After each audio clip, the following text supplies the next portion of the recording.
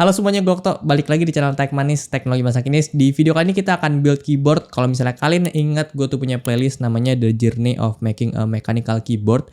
Itu nggak lanjut ya karena keyboardnya gonta-ganti mulu gitu jadinya. Terus karena waktu itu NK65 keyboard pertama kita rusak, jadi ya kayak susah untuk lanjutinnya gitu. Jadi akhirnya kita tuh ngeposting aja setiap keyboard Tech Manis yang baru gitu, keyboard custom Tech Manis baru tuh kita posting di Instagram. Oke, jadi kita akan build Daxa M61 Barebone alias keyboard yang datang dengan kondisi belum kerakit sama sekali. Kita itu cuma dapat case-nya, plat, PCB dan stabilizer untuk di keyboard ini. Jadi kita harus cari switch-nya dan keycaps-nya sendiri secara terpisah. Nah, ini dia hasil keyboardnya itu jadi kayak gini, udah kerakit. Nah, kan kita bahas apa aja yang ada di keyboard ini, dari switch-nya, keycaps-nya dan lain-lain. So langsung aja masuk ke videonya.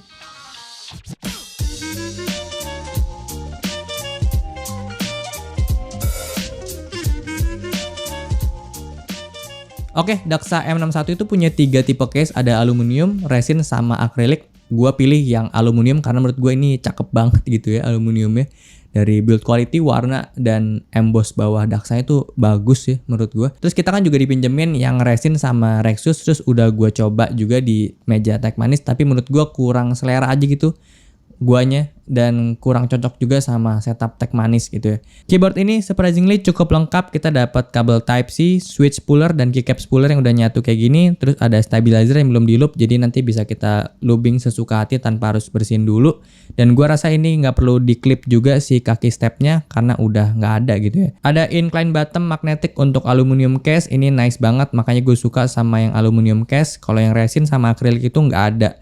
Jadi harusnya untuk typing position, alu case itu lebih enak dibanding yang lain. Dan terakhir ini ada case, PCB, dan platnya. Terus ada case foam dan platform di paket pembeliannya juga. Jadi emang sebetulnya untuk M64 ini yang kemarin udah kita review itu sama dengan yang M61. Untuk dia punya PCB itu layoutnya sama, 60% juga. Cuman bedanya ada di arrow key-nya aja. Yang 64 itu ada arrow, kalau yang M61 ini nggak ada arrow-nya. Dan untuk di M64 itu ada shift ukuran 1U yang di sebelah kanan dekat arrow. Nah itu kalau misalnya kalian emang pengen pindahin si M64 ke Barebone M61 ini bisa juga. Atau kalian beli case terpisahnya yang Rexus jual juga untuk case aluminium dan case akrilik. Itu kalian bisa masukin ke M64. Nah cuman PR-nya adalah kalau misalnya kalian build pakai 64, kalian akan kesusahan sedikit cari keycaps yang punya ukuran shift 1U karena biasanya keycaps yang punya ukuran segitu tuh lumayan mahal gitu harganya. Pastinya M61 ini PCB-nya udah south facing dan universal hot swap juga. Ada 2 yang not facing, ini bagian ujung kiri yang ada dekat port Type-C-nya yaitu escape sama angka 1, tapi ini nggak ada masalah sih. Untuk build keyboard kali ini kita beli switch murah tapi tetap enak tentunya, yaitu Jwick Ultimate Black Smoky. Ini linear switch dengan harga per piece-nya itu 4.000 aja. Jadi untuk kita build Daxa M61 ini let's say kita butuh 65 piece ya, karena kan kita nggak mungkin belinya 61 pas gitu, pasti ada cadangan-cadangan lah ya. Kalau beli 65 piece itu 260.000. Nah karena kita belinya di MKED, jadi biar dapetin toples gratis, kita beli sekalian 100 piece aja karena biar bisa buat cadangan yang banyak gitu ya. Itu kita ngabisin 400.000 untuk di switch-nya. Bottom force out switch ini tuh 63,5 gram, jadi cukup berat. Ini preferensi gue emang linear yang berat-berat gitu, jadi kayak apa ya, kenyal gitu pas di type-nya gitu. Jadi enak gitu, kayak gemes. Switch ini akan kita loop pakai Krytox 205-0 dan untuk spring-nya pakai 105-0. Ini untuk ngilangin scratchy-nya. Untuk stabilizer kita pakai bawaan si M61 aja. Kita juga nggak ada di Holy Mode dan nggak ada di Band-Aid Mode. Jadi cuman pakai XAT BDZ aja untuk loop-nya, dan make sure untuk wire-nya itu udah pada lurus. Keyboard ini udah ada foam-nya dan gua rasa ini udah cukup banget untuk ngeredam hollow. Jadi nggak perlu tambahin foam lagi, dan enak juga nggak usah PR potong-potong untuk nyesuaiin sama lubang bautnya. Untuk foam ini gue cuma modif di bagian spacebar aja biar tetap bisa cabut pasang si step spacebar ini dengan mudah. Nah cuma untuk di resin foam ini tuh kayak ada masalah gitu karena ketebelan, jadi port Type-C-nya itu nggak pas. Sebetulnya di alu case juga sama, ini portnya kayak nggak ngepas gitu, cuman ya masih bisa lah ya untuk dipakai, kayak nggak ada masalah sama sekali juga. Keyboard ini Tremon dan ini ada kendala di tipe yang AluCast dan ini bisa jadi dialamin sama kalian juga. Kalau kasus di gue ini ketika kita pencet huruf H yang keluar itu malah H sama A gitu, jadi ha gitu. Aneh banget dah, sumpah. Jadi PCB-nya itu kayak short gitu ketika kita pasang bautnya. Jadi kalau misal diperhatiin emang ada di housing bautnya itu ada dikasih karet-karet gitu sama Rexus. Nah menurut gue ini adalah upaya dari Rexus untuk menanggulangi daripada yang namanya short ke PCB-nya. Cuman emang kalau misalnya kita lihat di sini karetnya itu kurang nge-coating dari dia punya housing si bautnya secara sempurna gitu. Jadi ya ini bisa jadi kendala yang nyebabin dari permasalahan tersebut gitu. Jadi ya untuk sampai saat ini sih gua nggak pasang bautnya sama sekali di M61 AluCast-nya ini dan aman-aman aja sih. Jadi ini kayak pakai neko gitu ya. Jadi pakai gasket o-ring gitu. Aduh. Lanjut untuk keycaps, tadinya kita tuh pengen pakai JTK Azure dan ini tuh udah dibeli juga gitu ya. Ini jadi part yang paling mahal di build keyboard M61 karena untuk JTK Azure ini kemarin kita dapat di harga 1,5 juta. Nah, tapi ternyata kayaknya lebih cocok pakai Domiki khas yang tadinya kita pasang di Scarlett ya. Jadi ya udah tukeran tuh Scarlett sama si M61 ini. Si Scarlett pakai JTK, M61 pakai Domiki dan menurut gua warnanya tuh emang lebih masuk gitu di aluminium abu-abu punyanya si M61 kalau pakai Domiki khas dibanding pakai JTK Azure gitu. Nah, alhasil jadi lebih mahal gitu ya Domiki sama JTK. Karena kemarin dapat Domiki itu harganya 1,9 jadi ya lebih mahal jauh sih ya. Ya udah tapi nggak apa-apa namanya bagus. Sebenarnya untuk keycaps kalian bisa banget pilih-pilih keycaps yang lain kayak mungkin bisa dari Pressplay atau Keychron ngeluarin keycaps juga dan itu harganya 500 ribuan gitu ya. Harganya masih di bawah 1 juta dan menurut gue itu juga udah cakep sih. Nggak harus pilih Cherry Profile enggak kok. Terserah kalian.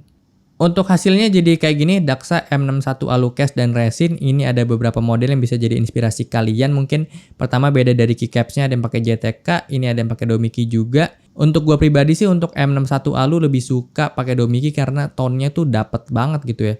Ditambah pakai dashmat-nya Kaiju ini kayak wow, really nice. Typing test hasilnya kayak gini.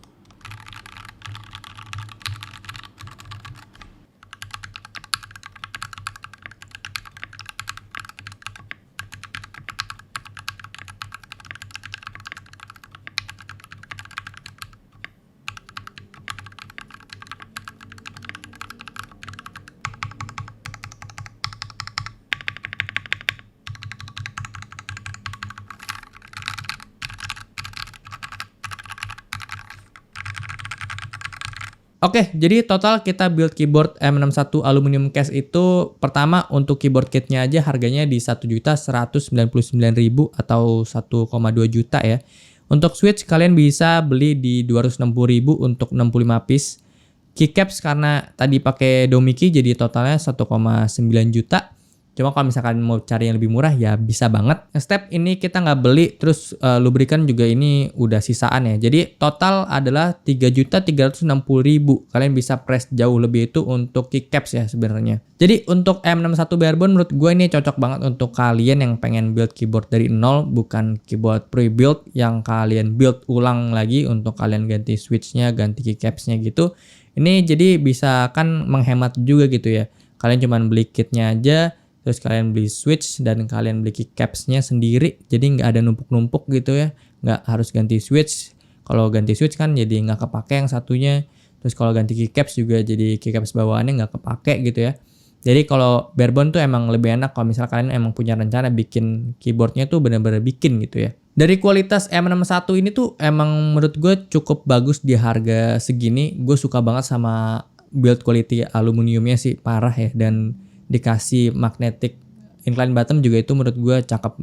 cakep banget. Cuma memang masih ada beberapa kendala kayak tadi yang short PCB-nya untuk yang aluminium. Untuk unit yang gue dapat juga ini ada kendala di bagian kiri bawah yang dekat Windows itu, row paling bawah sebelah space itu kayak platnya itu, kotaknya itu untuk slot si switchnya tuh nggak kotak sempurna gitu, kayak ada bengkoknya. Jadi kayak bikin switchnya itu housingnya jadi kepres gitu dan ngasilin kayak jadi nggak smooth aja gitu pas kita lagi bottoming out gitu. Terus di resin juga tadi ada kendala, jadi dia nggak bisa pakai cast foamnya dia karena bikin portnya itu jadi nggak pas gitu. Sebelum closing, gue pengen mention untuk produk yang dari tadi udah temenin kita. Ini adalah produk dari Scarlett, yaitu body lotion. Ini ada 3 varian body lotion. Pertama ada varian Charming yang menurut gue paling wangi di antara ketiganya. Gue rasa kita gak perlu pakai parfum lagi kalau misalnya udah pakai body lotion ini. Kedua ada Freshie, ini yang paling gue suka wanginya karena menurut gue pas aja gitu dan sesuai dengan namanya, wanginya tuh bikin fresh banget. Ketiga ada Fantasia, ini wanginya mirip-mirip sama Freshie sebenarnya, tapi gue rasa ini lebih calm gitu wanginya. Dan tetap gue lebih suka Freshie dibanding yang ini. Nah, ketiganya sama-sama punya fungsi untuk mencerahkan kulit, melembabkan dan menutrisi kulit kalian. Jadi pastiin aja kalau kalian cari body lotion untuk kulit kalian atau kulit pasangan kalian, ini bisa banget beli aja produknya Scarlett Whitening, ada di e-commerce manapun. Cek terus produk-produk Scarlett, kalian bisa follow Instagramnya @scarlett_whitening. Oke, jadi segitu aja video dari gua kali ini. Kalau misalnya emang kalian kepengen kita review satu-satu custom keyboard yang kita punya, boleh banget tinggal komen aja, nanti akan gue bikinin videonya. Thank you banget buat kalian udah klik video ini dan nonton sampai habis. Silahkan tinggalkan komentar di kolom komentar di bawah jika ada info saran seputar konten di channel ini. Like dan subscribe serta aktifkan lonceng notifikasi sebagai dukungan kalian terhadap channel ini. Gua Okto, sampai jumpa di video selanjutnya. Terima kasih.